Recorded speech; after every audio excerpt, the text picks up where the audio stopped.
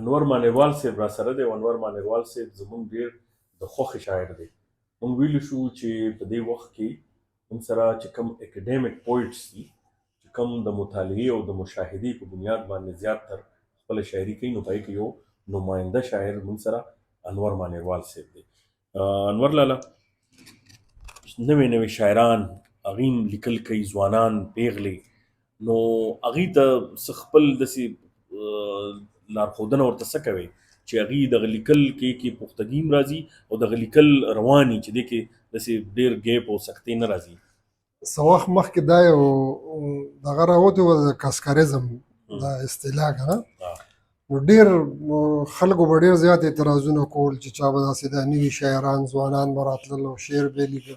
او زما خپل یو دغه دی، زه وایم کم از کم د دې سوشل میډیا د لارې دغه ځوانان دغه غیر ضروري اکټیویټیز نه پښتو ته راغلل او د پښتو د شاعران ورته ایډیل ښکاري که نه، چې دی ګوري او پښتو ورته ایډیل ښکاري، د پښتو شعر ورته ایډیل ښکاري. نو کم از کم چې راشي خیر مات ګوډو لیکي، وزن او بهر کې دغه وي او هغه د هغه سټینډرډ او د هغه دغه به نه وي، خو کم از کم پښتو ته رالل او دا امید کېدی شي چې سبا له به دې مطالعه او دغه به کوي او ښه به شي.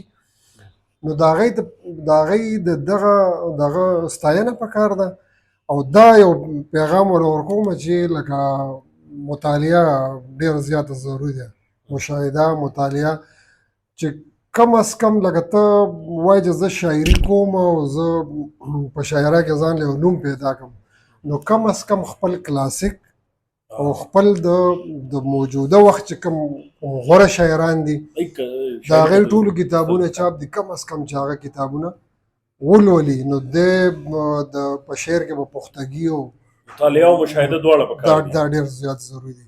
نو دغه جاري ساتي، نو چې مطالعه او مشاهده جاري وي، نو په را روانو وختونو کې دا امکانات کېدی شي چې دی ښه شاعر شي او ښه نوم پیدا کړي.